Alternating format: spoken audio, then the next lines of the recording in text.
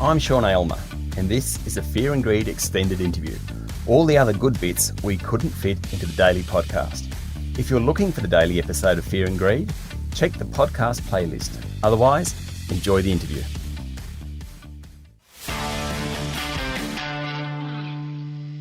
It's been quite a 2021 for Prime Minister Scott Morrison and the Coalition. The COVID-19 vaccination rollout, floods along the East Coast, rape allegations against Attorney General Christian Porter and Liberal staffers, and a forced reshuffle of the front bench have put the PM well and truly on the back foot. Overlaying all of that has been debate about the culture within Parliament House in Canberra and the role of women in society. To run us through what's happening in federal politics, I welcome back to the Fear and Greed virtual studio, Chris Uhlmann, political editor for 9 News. Chris, good morning. Sean, good to be with you. Given the past 3 months, what must Scott Morrison be thinking right now? Well, it boils down to, people were saying at the beginning of the year, don't forget, that they imagined there would be an early election this year, that Scott Morrison would capitalise on the fact that the people of Australia thought he'd done such a marvellous job during the pandemic that he would rush off to the polls after August and be crowned King of Australia. Well, haven't things changed? It just goes to show, like the beginning of 2020, events, dear boy, events are what drive politics. And who could have imagined the events that have overtaken the Morrison government and completely derailed it in the last 6 weeks? It is clearly unable to work out how it should deal with what's turned from an incident inside Parliament House, one outside Parliament House, into a movement of anger of women around Australia. So why do you think the government's mishandled the debate to such a great extent?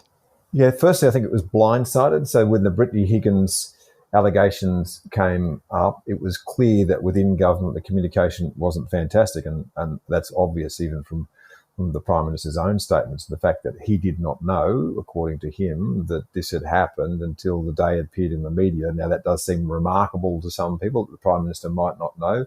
But if you've been around Parliament House for a while, you would sometimes be staggered by the things that the Prime Minister does not know. Sometimes people don't tell him things on purpose, and this may well have been one of those events. But so internal communication was bad, internal systems were bad, and we shouldn't ever talk about such horrifying events in terms of systems, but they are quite important. How do you deal with somebody when these kinds of things happen? And, one rape is too many, but this is the first rape, in my knowledge, in the entire time of the building of the new Parliament House since 1988. So how you go about dealing with those things. And then just the ham-fistedness of the response by the Prime Minister. It's clear he's uncomfortable dealing with these kinds of circumstances at the best of times. And this is not the best of times, because on top of the Brittany Higgins allegation, you then had the historic allegations of rape levelled against Christian Porter. And on top of that, again, bad culture inside Parliament House writ large, not just in the government, it must be said, but also in the Labor Party. Chris, you've worked in Parliament House for a long time. What's it like? Is it as bad as it's being portrayed? No. I'm sorry, I've got to say, you would believe now that the women that walk these corridors do so in fear that someone's going to leap out. And if you believed every article that you read that I've seen, for most people who work in this building, I would say most of the time, this is not a bad place to work. It is a massively pressured environment in which to work. So what makes it unusual? It's inhabited by cults, which is what political parties are, right? People join these organisations, which by their nature internally are tremendously secretive and paranoid. And that creates a different kind of working environment here. And then on top of that, you add the enormous pressures of either being in government and having to deal with daily problems, and people work massive hours here, or being out of government trying to get in, and all the problems that are attendant on that. So it is a very different workplace. It's a massive workplace. When this building's functioning and sitting periods, there are 5,000 people in here, which makes it a city all of its own within a city. And that the cultures in here don't just include the politicians. There are the security guards and the cleaning staff and all of the other staff that work in the building. And, for a long period of time, there have been complaints about the Department of Parliamentary Services, which runs all of that. So, there's an incredible mix in here. On top of that, by the way, you've got a whole bunch of journalists up one side of the corridor, because we live inside this building, turning cameras on everybody and providing just that other level of pressure that it's all undertaken in the public spotlight. You know, you put a public spotlight on any workplace and I guarantee you'll find things that are a little unsavoury. So, I mean, I've worked in Parliament House there and I've worked at the Reserve Bank and I've worked in private sector, and I kind of agree. I think it's all pretty much the same. However, the thing about Parliament House which I found different was the hours people worked and the fact that they were under pressure all the time, and the fact that their whole lives were wrapped up in Canberra, in politics. There actually wasn't that great an escape. Do you think, well, firstly, do you think that's true? And do you think that's a problem? Yeah, I do. I think all those things are a problem because it just adds to the pressure. And, you know, people talk about staffers being let in at 2:00 in the morning. Why would the security guards do that? Two reasons. The security guard's job at the front of this building is to let people in who have passes, and you have access to this building 24 hours a day, 7 days a week. Why? Well, because you need to. Yeah, there are times when governments actually do get called in the middle of the night. That's obvious to anyone who's ever seen crisis emerge around the world.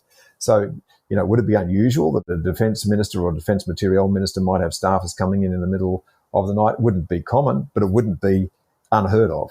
But you're dead right. Like, you know, I've worked in lots of different workplaces too, but spent, you know, the last 16 years full time up here, and have been coming up to Parliament House on and off over the course of the last 30 years. So, you know, people here work extraordinary hours. There's not a lot of release, and, you know, and sometimes when they do let off steam, imagine that they let off steam in inappropriate ways. Stay with me, Chris. We'll be back in a moment. My guest today is Chris Uhlmann, political editor for 9 News. What about the reshuffle? The PM now has 7 women in the cabinet, the 23-member cabinet. Do you think that's enough? It's a signal, right? But it's not enough. No, because what women are demanding is that, and it's, you know, it's a difficult ask of any Prime Minister, it's not just about changes to what's going on in Parliament House, that presents its own problems, but that all of the grievances which women have suffered over such a long period of time, in fact, for all the women alive, their entire lifetimes, in terms of harassment and, you know, wages and preferment and all of the things they feel that men have got wrapped up, need to be dealt with. Now, that is a lifetime's work for anyone. Scott Morrison starts behind the 8 ball because his party has for way too long not taken seriously the idea that it needs to change the character of the people that it elects into Parliament. First and foremost, it needs to reflect the gender divide in Australia and try and get to something approaching 50-50. And it's nowhere near that at the moment. And the problem it's got, by the way, is that a lot of the people that have come in recent times are young men. So even if you were to start turning them over, to get them up to 50-50 is going to take some period of time. And then you've got to convince your state branches, which run the Liberal Party, that they actually should be signed up to this. Getting them signed up is going to be terribly difficult as well, because they've got this natural disposition against quotas. And I don't see how you get there without actually imposing something which forces you into this position. And the idea that, you know, oh, we're just going on merit selection. Boy, oh boy, if you looked across the backbenches of the Liberal Party and said, what, they all got here on merits? Really? How low was the bar set? Oh, very true. What about the Labor Party? Is it much different there?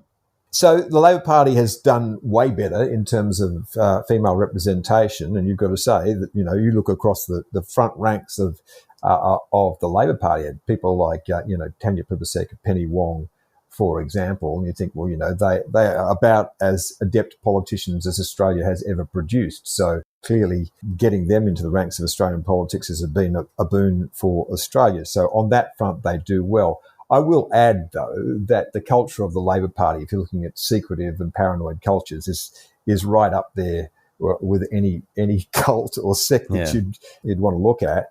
And there are some deep problems in there, and some of them have been very well hidden over a long period of time. I think there are people inside the Labor Party who are deeply nervous that weaponising, and they have done that, weaponising the sexual harassment claims may well blow up in their face at some stage, and they are nervous about what might be hidden in their own closet. Now, just a couple of other things that the PM's been handling this year, which haven't gone so well. The vaccine rollout. Now, that's broadly been a federal rollout, not state governments, notwithstanding that most of last year was really run by the premiers. Would you agree that hasn't gone so well for the government? No, certainly not in terms of hitting the targets and the marks that they set themselves. And this is the problem when you start laying down deadlines, for example, that everyone's going to have their jab by October, at least the 20 million Australians are going to have one jab. It seems to me mathematically impossible for that to be reached at the moment. We're supposed to be at 4 million people by now, where we're about 3 million people shy of that mark. I just checked, in fact, with CSL. They sent out, so this is the domestic supply, and now our imports are essentially cut off. That's what we have to rely on. They're contracted to deliver 50 million doses of the vaccine by the end of this year. Their first shipment of domestic supply of 832,200 went out on the 24th of March. They're aiming to get to 1 million doses a week to fulfill that mark of 50 million. I don't see how that's possible because with the weeks left in the year, they'd have to hit 1.5 million just to get the supply right. So, and then you've got distribution problems, and then you've got the actually getting into people's arms. So this is one of the biggies. This was the one I think the government was fearful that wouldn't go well and would really cost it. And at the moment, you'd be very nervous if you were in government that this thing is going to be nowhere near hitting its marks, and it certainly missed the first one. So then a federal election won't be held early, I'm guessing. It's more likely this time next year. Yeah, absolutely. So, you'd think after the budget next year. So we're heading towards a budget on May 11.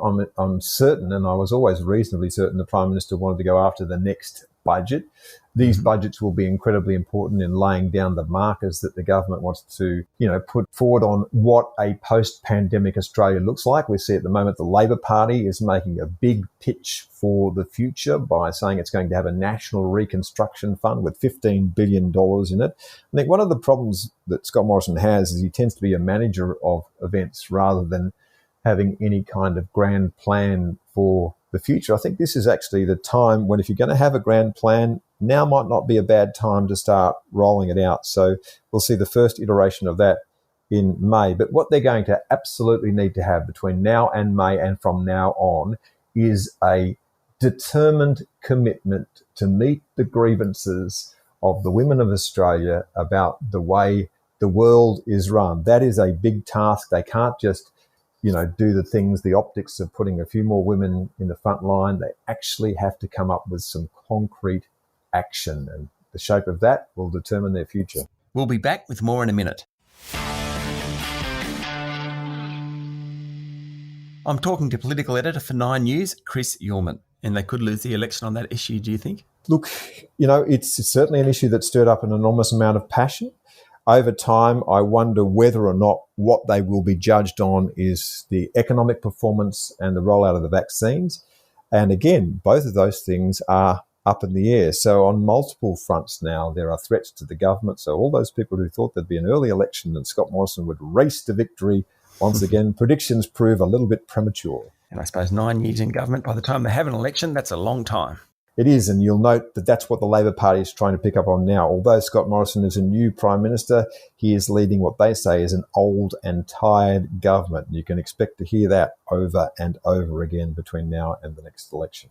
Chris, just before you go, how's the week been for you? That cyber attack on Nine Media has really hit the company and made it difficult to actually do your job. Yeah, look, the thing is, while we've been talking, I don't know if you can hear it, but there's this little ping of music every now and then. An email comes in and I've got no idea how to turn that off because I'm working on my laptop, which I don't normally do because the mainframe's down, the phones are down, the computer's down, the editing suites are down. We are quite literally working in the dark. Magnificent effort by everyone who's involved in technology that we're getting anything to air at all. It's all being held together with sticky tape and string. It is a significant hit on our business, and I am pretty certain as I watch the little wheels spin around on my telephone that doesn't work that it's going to take quite some time to fix. Well, let's hope there's a patch or the equivalent in coming days. Chris, thanks for talking to Fear and Greed. Thanks. That was Chris Uhlmann, political editor for 9 News.